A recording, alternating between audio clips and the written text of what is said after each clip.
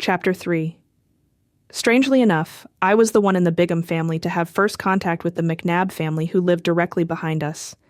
Papa didn't give me credit for much, but he did give me credit for that. This contact was a memorable incident, due in part to what I caught. Fleur claimed that I wouldn't have caught what I caught if I had been wearing my flu mask. Our flu masks were a leftover from the flu epidemic that hit Seattle after the First World War, when the Seattle City Council had mandated that they be worn by everyone in public. I hated mine, but Fleur loved hers and wore it often. As it turned out, I was glad I wasn't wearing my flu mask on the occasion of my first contact. It happened after Dorothy was born. I couldn't have been much more than 3, and I probably wouldn't remember it except for the fact that the story was told so often. I was feeling neglected because my position as baby of the family had been usurped. I started down the path that led from the back steps out past the old chicken house. I can't explain how I had the courage to venture out this far. Much discussion had taken place about this ramshackle building. Everyone had warned us about the hazards, and every time Mama came in from the backyard, she pleaded with Papa, "I wish you'd tear it down." Papa wasn't concerned. "It's not on our property." Mama had a low opinion of chicken houses in general.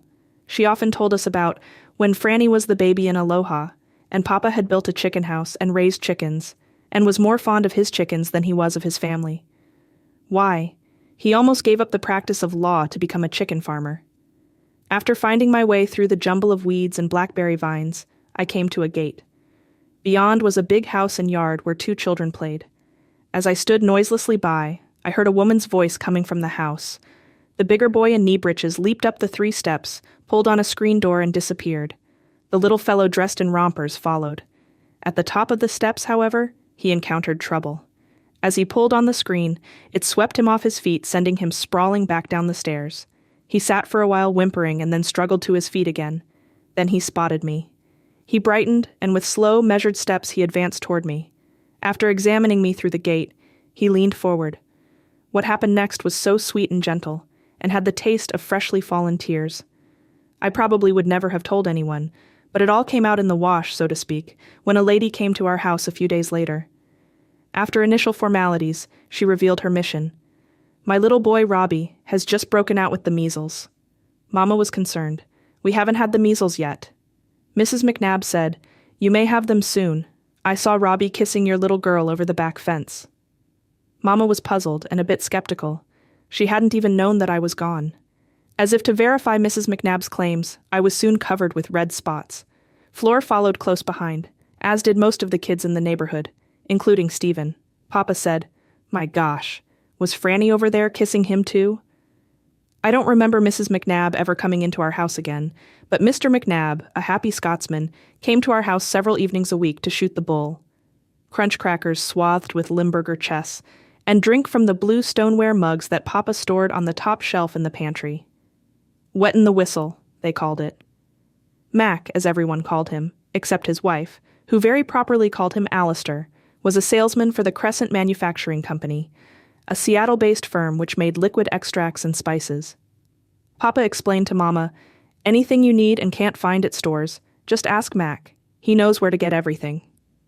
Mac often brought heavy brown paper sacks that were a mystery to us girls, except for where they ended up, in Papa's little basement room. For Mama, he brought spice samples, knowing, as Papa did, that although she didn't approve of some things they said and did, she didn't begrudge their camaraderie at the kitchen table. Papa explained that Mac's wife, Grace, was a minister's daughter and disapproved of his visits, but because she knew man's carnal nature, she preferred he be at our house than at other places she could imagine. "Can you imagine what a minister's daughter might imagine?" Papa said. We couldn't imagine, but we had no trouble believing that Mac was at our house on loan, because every visit would end with a phone call from Gase. "Would you please send Alistair home?" When Fleur and I finally made the acquaintance of the older boys of the neighborhood, we were given a totally different picture than what we had learned from Kat. Seasoned moviegoers as they were, they complained that life in Seward Park could never compare with the serials they saw on Friday nights at the Hillman Theater. Never did we hear the huffing and puffing of a train, the clanging of a streetcar racing down the track, or the swinging of a tavern door. We never even heard the neighing of a horse or the mooing of a cow. The most we heard was a frog. The only sound that qualified as exciting was the occasional blaring of a siren on Seward Park Avenue. On those rare occasions, we dropped everything and sharpened our ears, hoping the fire trucks or police cars might stop close enough that we could witness a real live happening. Invariably, they went on by. "Gee, I wish they would come up our street sometime," we complained to Papa. Papa explained, "The big fire trucks would have a hard time making it up our hill. They would just spin their wheels in the gravel." "But what if someone on our street had a fire?" Fleur said hopefully. Mama dismissed the question. "Your father would like that. He could go to another fire sale." The only real mystery in the neighborhood was an old, dilapidated house that sat in a clump of scrubby trees half a block above the Williams house. According to neighborhood gossip, this house had sat empty for some time. Then, suddenly, strange things began to happen. Cars going in and out at all hours, dim lights showing in the windows late at night. Yet, no one seemed to be living there. The boys claimed that it was haunted by ghosts, and that we had better be careful on Halloween. All we knew of the house was that on certain days when the wind was coming down off the hill, we could detect a very strong odor. In a word that Mama said we shouldn't use, but often did, it stunk. No one seemed to know what caused the odor, although Kat ventured that they kept goats there like at the Ivy house. Even Papa didn't have much of an opinion. That was difficult, because we were not used to Papa not having an opinion. Fleur finally came up with a logical explanation. "Maybe they hang Limburger cheese outside like Papa does." Papa had always stored this offensive-smelling stuff in the icebox on the back porch. Mama complained, "Roy, it's smelling up all the other food." In Papa's mind, that was not a bad thing. He loved Limburger cheese. Finally, to keep the peace, he began hanging it on the clothesline, inferring that he was making a big sacrifice just for Mama. He made great sport of encasing his cheese in Mama's old hot water bottle bag. He only had to step out the back door to the post where the clothesline was attached. Once the bag was pinned to the line, Papa only had to give a tug, and the Limburger cheese was on its way to the willow tree near the old chicken house. "Reeling out the Limburger," he called it. In time he realized that he had the perfect ingredients for a Scotch-Irish song, so he set to work composing the Limburger cheese reel. In the meantime, the house at the top of the hill became known as the Stinky Brown House, and we made a great show of holding our noses when the wind was coming down off the hill. Although it was to be a long time before we learned about ghosts or movies, one day we learned a lot about goats. Mama came running into the house screaming, "Something is eating my honeysuckle vine." We all ran out the door.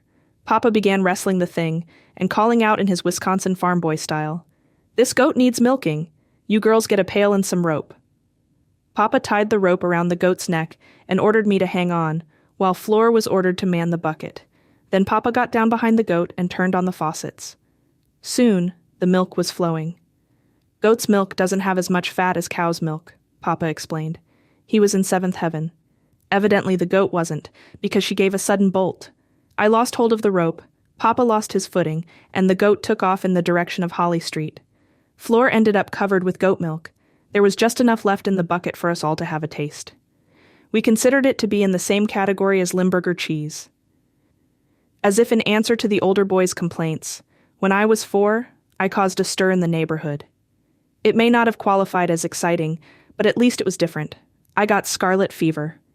The health department came, sealed up the house, and tacked a notice on the door, "Under quarantine." That meant that everyone inside had to stay inside, and everybody else had to stay out. Poor Papa was locked out.